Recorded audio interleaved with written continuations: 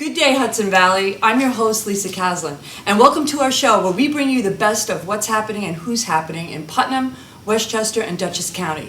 I'm very excited to be at Spain Cornerstone Park today with a very special guest, Dina Altivila. She is the 4-H Youth and Family Program Director, and we're going to catch up with Dina today about the recent Putnam County Youth Forum that took place, and then talk to some students about what exactly happened at that forum and why this is such an important event.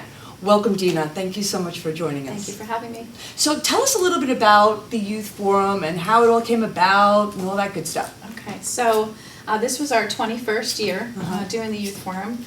While I wasn't here for the inception, I understand that it started in a church basement, I believe, with about 50 kids that were taking part in the event. Okay. And since then, it's grown to accommodate about 150 students from all of the Putnam high schools. And we hold the event at Clearpool Education Center over in Carmel.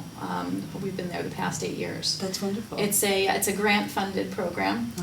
We are able to write the grant and receive funding through the Office of Children and Family Services for New York State in cooperation with the Youth Bureau. So it's a joint collaborative effort between Cornell Cooperative Extension's 4-H Youth Development Program and the Youth Bureau. And you have a sponsor too? Well, we had a sponsor for our t-shirts, yes. I should just give props to the Stop DWI program for sponsoring the t-shirts for the planning committee members. It makes them feel validated for all the work that they're doing and identifies them during the event as somebody who's in a leadership position. Yeah. So thank you to Stop DWI. Yeah. And we're going to meet some of the students in a minute, and they're going to be wearing their t-shirts too. So. This year you had about 130 students, and unfortunately I'm not allowed to go because I understand it's very, very top secret, and a lot of the subjects you can't go in either. We don't allow any adults in the workshop except the actual facilitators. Okay. And all of the facilitators are trained professionals specifically on the subject matter for that particular workshop. A lot of professionals in the community, most of them volunteering their time away from the office for the day to come and work with the kids. So I go every year, but I can't be in any of the workshops. I'm just kind of out chaperoning and making sure things are running smoothly. Okay. So I'm looking forward to picking the brain of the young ladies that we're going to talk to in a minute. But is the major thrust and the mission of this to kind of get underneath some of the topics that maybe parents want to talk to their kids about, but the kids don't necessarily want to talk to them about, and it's just sort of like a safety zone where they can kind of let loose? It is. I mean, we do offer a variety of different topics, everything from let's talk about sex, which would be one of those workshops that parents might not be too comfortable broaching, to preparing for your first year in college. So it really varies depending on what the planning committee has identified as important to their peers. So from year to year, we don't know exactly what the workshops will be. We've had a few workshops that are always very popular. Let's Talk About Sex is usually right at the top of the list. We usually do a workshop on teen addictions, and that's been very popular as well, and kids learning about what to do if they find themselves in trouble or have a friend in trouble. But the workshops really can vary, and so I think it's just a safe opportunity for kids to talk about issues that are concerning them in a protected environment and get some good information and resources to the community. And I think, the fact that you have so many kids, 130 kids is a lot. It's hard to get kids to go and do things, and I think it's really a testament to the committee members that are putting this together who are also teens, and they really have their finger obviously on the pulse, and that's probably one of the big reasons why it's so successful, I would imagine. The planning committee was really instrumental this year in helping us to recruit the teens to participate. I think teens, a lot of them are overstretched now. There's so many opportunities for them to take part, and they never know which way to go, but the teens who are serving on the planning committee really help to pull in their friends. And I think once they come to the event, they realize the value of being there and being a participant. And the schools that we work with, we have a liaison in each school that helps us to recruit members and sign up kids. And we're fortunate enough to work with all 5 of the high schools in Putnam County. Good.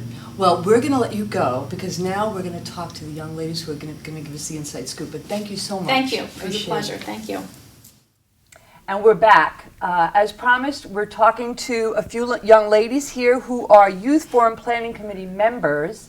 Dina just gave us a nice overview, and we're going to talk to these ladies about what happened at the forum, what were some of the topics that were introduced, and how they actually went through the planning phases and the process of bringing this whole thing to fruition.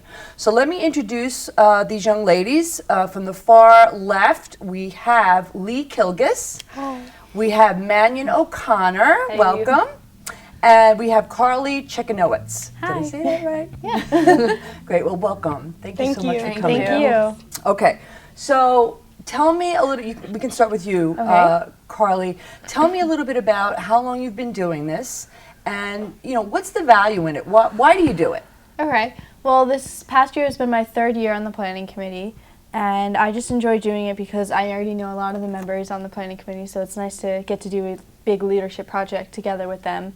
And I just like seeing the whole event come together and saying, like, I can be a part of this and show, like, it affects not just my high school, but more high schools around the county. And what school do you go to? I go to Carmel High School. Oh, you do? Okay. And what grade are you in? I'm a junior. Okay. So you got one more year to go. Yep. And how about you, Mannion? I think probably like Carly said, I think it's one of my favorite parts is seeing the whole thing come together and just being able to do it with all of your friends and just like knowing that like you are able to plan something from having no ideas whatsoever to actually watching the event take place and participating and just allowing everything to kind of flow. And are you in Carmel too? Yes. Yeah. Okay. And how about you, Lee? This is your first year, right? Yeah, Okay. I've been a 4-H member for about 7 years, but this is my first year actually on the planning committee for Youth Forum. And I had lots of friends that had done it in the past, like Mannion and Carly, and they really encouraged me to join, and I'm so happy I did because it was a great way to experience Youth Forum for the first time. We had some really great topics this year, and it was really you feel proud of yourself that you got to discuss with like your peers those topics, and like it was you coming up with the ideas and everything, and seeing everybody's reaction too, because like you hope and plan and like, oh, I hope this goes over well, I hope other people like feel the same way or as excited as I am. Yeah. And it's great to see it come all together. Well, you guys obviously have your finger on the pulse because you had over 130 students show up, right? That's pretty good. So how do you go through the process of thinking through those topics? What's the brainstorm look like? How do you do it? Usually after our first planning committee meeting or so, we'll write down individually, like by ourselves, topics that we think we should include in the youth forum, and then we'll like paste them on a wall and see them all together, and then we'll take a vote which ones are the most popular, and then we'll go from there, building specifics on the workshop, seeing if we can split the workshops into 2 and just getting the specifics, and then we narrow it down to however many workshops we need for that event, and then we find facilitators. So. Okay. So give me the top 3 most popular workshops this year.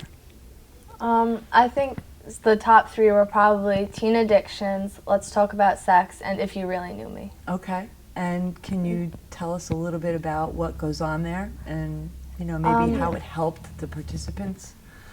Those are probably our most personal workshops, which is probably why they're the most popular, because Youth Forum is like one of the only opportunities we have as high school students to really like discuss these things openly, and like as Dina mentioned, like there's no adults, so you don't have to feel judged. You're around like your peers and people your age.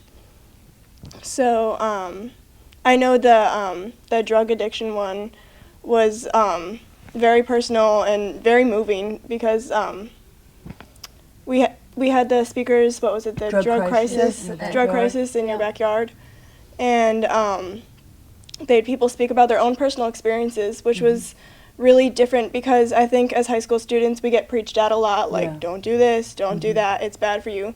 But to hear actual personal experiences and be able to speak out like with other teens, it's very different from just being talked down to or preached at and everything. So it was really new and exciting.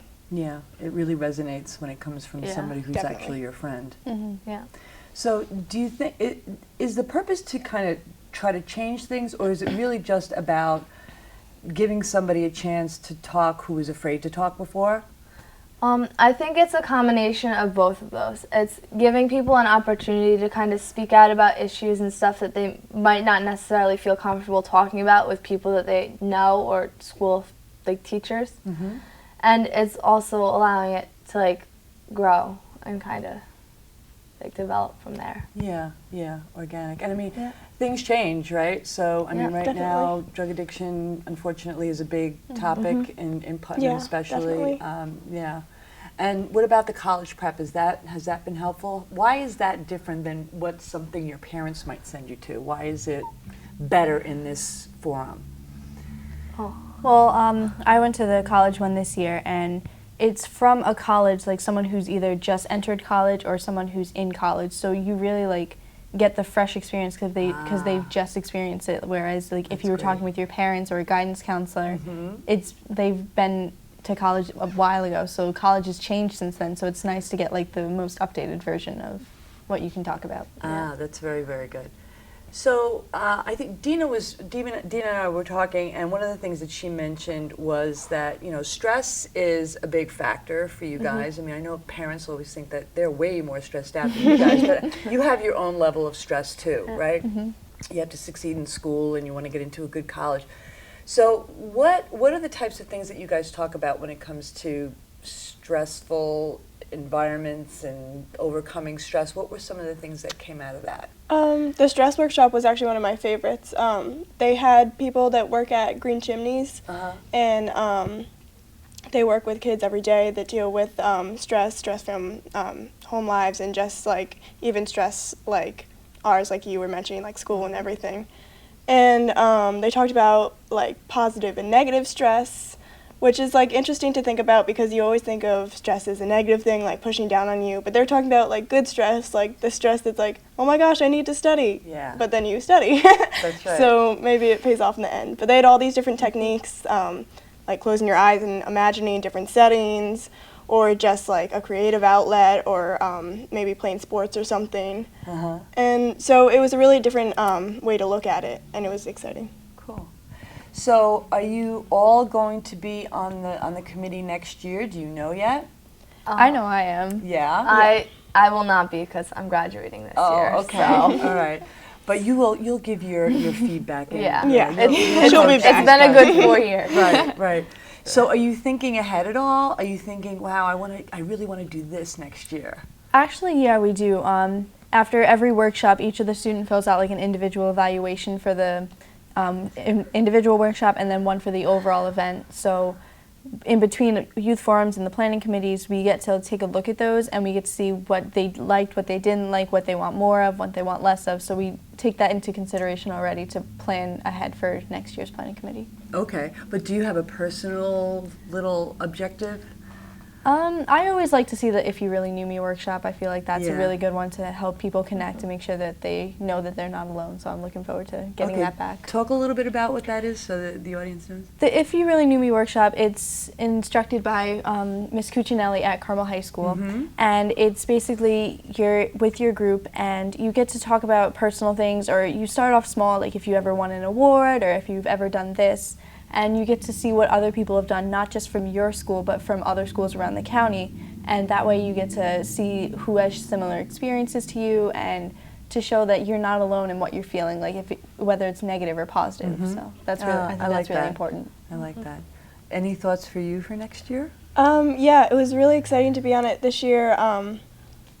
Like my friends and I worked together, and we decided to have racial issues and gender issues be two new topics that we had this year, which I think were really like relevant with current events and everything. So I felt like it was important to have those there. So I think that's what's great about having teens on the planning committee and everything, is that because we're pretty in tune with like what's going on in the world and what matters to us. So it's exciting to be able to include those things that are relevant in maybe pop culture, relevant in the news, and bring them like home. Yeah, I love that. So in terms of, you know, building leadership skills, how do you think this has impacted your ability or your feelings about, you know, being a leader?